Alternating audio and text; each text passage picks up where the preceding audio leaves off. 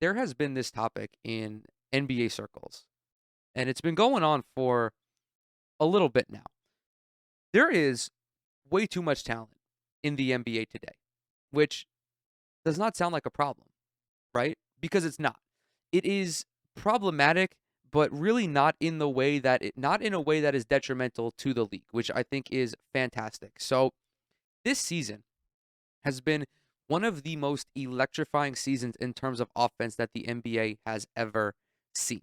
This is an offensive explosion that we haven't seen since the likes of the ABA years. Okay, so this season, the average offensive rating is 113.9. That is up a little bit from the two previous years, but really every year since the 2010s, teams have gotten more and more explosive. Offenses have gotten more and more explosive. This actually is on track to be the most efficient NBA season of all time. And if it continues at this rate, it will be the ninth highest scoring average season of all time. And again, like this is the ninth best in this is the ninth best of all time, but it would be the best in the modern era. All of the other seasons came in 62, 61, 1960, 1966, 1963, like before what we consider the modern era of basketball, before the three-point line came. So, like, that is almost an entirely different sport that they were playing back then. And there was, of course, this gentleman on TikTok, this kid on TikTok. I don't want to call him a kid. He's probably like my age, but this guy on TikTok, his name is Tyler Webb. He was talking about how scoring records are being shattered this year. We've got like six guys averaging 30 points a night. I mean, Luke is averaging 34. SGA is averaging 30. Kevin Durant is a shade under 30. There is so much offense.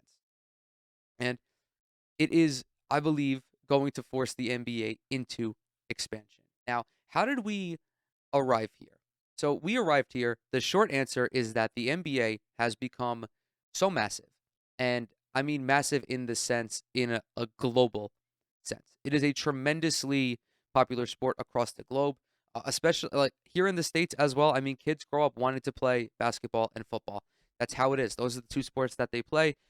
Dual sport athletes typically play those two sports, but your talent base does have limits when you're talking about a singular country, regardless of the fact that the United States has 300 million people. You take the United States into account. And over the last couple decades or so, more so the last 10 years, I'd say, the crop of talent being produced in places like Canada, in places like Europe. You look at the Eastern European countries, I mean, they've produced two of the best players in the league right now in Nikola Jokic and Luka Doncic. Of course, you have Giannis from Greece, but also Nigerian. I mean, Africa is also producing a tremendous amount of NBA talent, and then the Chinese, the um, the Chinese player pool is only continuing to grow, and I will not be surprised if we see more and more Chinese players coming over. But the globalization of the NBA has resulted in a surplus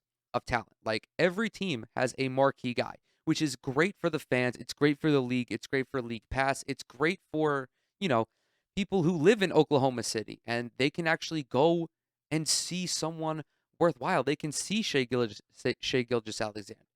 Alexander. I can't talk right now. Holy moly. They can see Josh Giddey. It's like for, people who live in New York, Boston, of course, but like this is great. It's great being able to put on any game and see someone put up 30, 35. There was a similar thing that happened back when the NBA and the ABA merged, which Tyler Webb talked about in his TikTok as well. And again, you're basically flooding the talent pool at that point, except now you're flooding the talent pool from the overseas pool of players and not from the other league. And really, the only natural solution to this is expansion. The NBA has been very coy with their expansion discussions over the last couple of years. They've hinted at it. They said that like they're thinking about it, but there's nothing definitive quite yet. I think that Adam Silver and everyone in the league office is seriously considering expansion by 2025. I would say it's just they're gonna have to because the players are only going to get better and better and better. And then you're going to have just a ridiculous, like, you're going to have a preposterous amount of talent, and things are going to be even goofier than they are already, which, again, is fine. We love parity. We love competition, even though there really has never been parity in the NBA. We love competition. We love the spectacle of the sport. We love the entertainment value of the sport. So, as this question or as this situation leads towards expansion, where does the NBA expand? There are a handful of cities that we could consider off top: Seattle, Vegas, St. Louis, Kansas City. You could maybe even make the case for Vancouver. I would love personally to see more consideration be thrown towards Mexico City. I think that is fantastic. If you're going to come to me and ask me what cities the league should expand to, I'm going to say Seattle and Mexico City. Seattle deserves to have a basketball team. The Sonics should have never left, although I don't mind them being in OKC now. Seattle is a extremely populous city, one of the larger ones in the country. I mean, they have the Seahawks, you have the Seattle Kraken, you have the Seattle Mariners. Like, that is a sports town. It's a major city. It's got teams for the three other major sports. Give us back the Supersonics, please. We need the Sonics to come back. We need that green and yellow colorway back in our lives. Please, please, Adam Silver, make it happen. My other choice is I'm going down to Mexico City.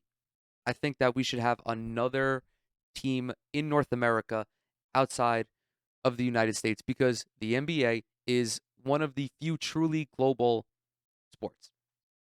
Leagues all over the world, in Europe, in Asia, in Puerto Rico, everywhere. Give the Mexican people an NBA team. They already have a G League team. You have Juan Toscano Anderson, who is, he's not a premier player, but he's the first player of Mexican descent to play in the NBA. I mean, again, Mexico is also an enormous country. There's like 120 million people that live there. And its proximity to the United States, its connection to the United States, like, give Mexico City an NBA team. I think that it would be great in helping, further globalize the NBA, even though it's not really globalization. But you can have an international contest without having to go overseas, which can be a tremendous hassle. For the organizations, for the people, for everyone on the logistics side of it. Like, if you can go to Toronto, you can go to Mexico City. It really is that easy. I have nothing against Las Vegas, although Las Vegas is a hot spot for sports right now with the Raiders going there, Formula One adding a race there. My rationale is that I don't believe that Vegas needs an NBA team right now because there is already a sizable connection to the NBA with the Summer League being hosted there. Las Vegas is already heavily involved in the NBA operations. I mean, Summer League, although it's not like it doesn't draw these enormous crowds, it's not something that people are actively looking for on TV. All the players go there to hang out. All the GMs go there to hang out. That's where they talk. I don't know. That's where they talk about basketball operations. There is already the NBA presence in Las Vegas. And then I really don't feel that Kansas City or really any other city, Kansas City, St. Louis, is due for an NBA team just because, like, Vegas would be more deserving of an NBA team before one of them, in my opinion.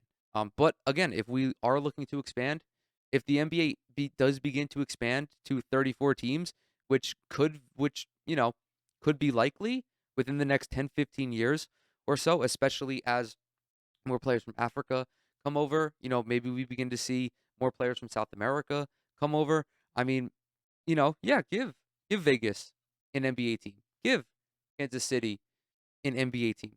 But um, yeah, I don't really view this surplus of talent as a problem in the traditional sense because you'd rather have too much talent than too little talent. And I would, again, obviously take the current state of the NBA than how it was in like the 70s, or I would say the early 2000s, but still there were a lot of great players in the 2000s. It just wasn't like it wasn't as entertaining. I guess maybe it's because it's not what I'm used to as a fan, but yeah, I have no issues with this current state of the NBA, but I will have an issue with the league not taking expansion talks seriously because you have to decide to expand now because it's going to take 2, 3, 4, 5 years to figure out all of the logistics, to find a spot for them to play, to find an ownership group, to develop all of the jerseys, all of the apparel for these teams, and then of course also the relocation of players in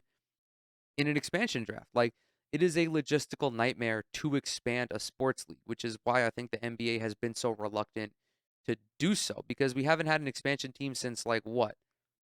The fucking trying to think, I can't even remember the last expansion team. Like Vancouver, Miami, Charlotte, like they haven't done it in a while because there was no need to. But now there is. And again, once you expand, you can also like maybe begin to consider doing what the European soccer leagues do. I mean, there I don't even know all of the leagues, the soccer leagues that are in Europe. There's the Premier League, there's La Liga, there's like Spanish leagues, French leagues, Italian leagues. There are all these different leagues, and all of these leagues are tiered. And I could certainly see an era in the NBA, maybe in like 40, 50 years or so. So maybe not in my lifetime or potentially in my lifetime, but I can definitely see my children and my grandchildren, should my children decide to have children, I can certainly see them growing up in a time where there is a multi-tiered NBA, which I think would be super, super interesting. Like, I mean, and they do this in basketball leagues as well in Europe. And I can't really speak outside of that because that's like the extent of my knowledge. But there are multiple tiered basketball leagues in Europe. I remember that was a huge topic of discussion when Frank Ntilikina was coming over from France. Had a little spill, nothing too crazy. But when Ntilikina was coming over, a lot of the scouts were they were kind of they were kind of optimistic about him. And it wasn't because of his talent per se. It was because he wasn't a member of like the A team with whatever organization he was a part of, with whatever club. He was part of the B team, and he wasn't really seeing minutes on the B team. So there really wasn't much to go off of. It was lesser competition, but I could 1,000,000% imagine a time in which the NBA has a multi-tiered system, because again, the natural progression of a sport is that the more popular it becomes, the more kids want to play. The more kids that play, the bigger the talent pool is.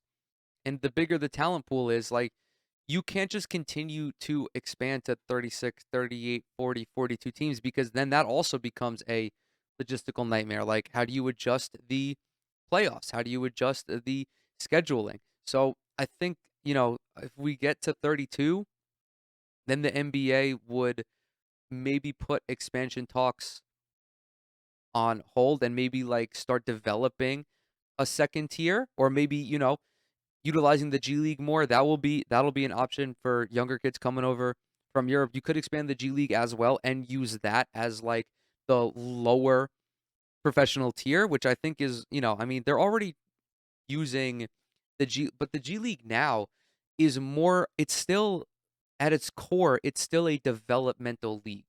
It's still a developmental league for young players. Yes, it's professional, and you're going up against professional players, and you're going up against, very talented guys, and you're doing it for a paycheck, but it's not like a B team. It's not that. It is not a secondary professional league. It is a developmental league. It is basically like a paid internship for NBA players almost, which there's nothing wrong with that. Like, again, the more players you have and the more you're able to develop them and the better that they're able to get, it's good for the longevity of the league. But the with all of these guys coming in, the NBA is going to have to do something. They can't just sit and, continue to be coy about adding more and more teams. And I think the owners, the governors, whatever you want to call them, I think that they know that as well. I think that they are already having, I mean, they're not having issues again, because all of this talent is great for the league. Social engagement is up. Viewership is up, even though it doesn't compare to like the World Cup or football. It's still up year over year, which is great. And again, social engagement is booming.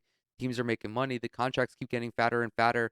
So, I mean, I don't foresee anyone having an issue with this in the traditional sense, but something is going to have to The league's gonna have to do something about all of this about all of this talent. And as weird as that is to say, like it's gonna be unavoidable.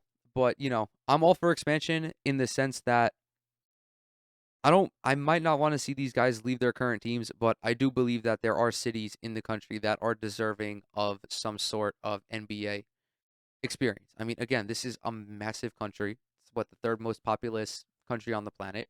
And, pretty much every major city has a sports team, except for Seattle, like New York, LA, um, Oakland, Boston, Philadelphia, Miami. Like, drop one in Seattle, drop one in Mexico City, and then, take it from there.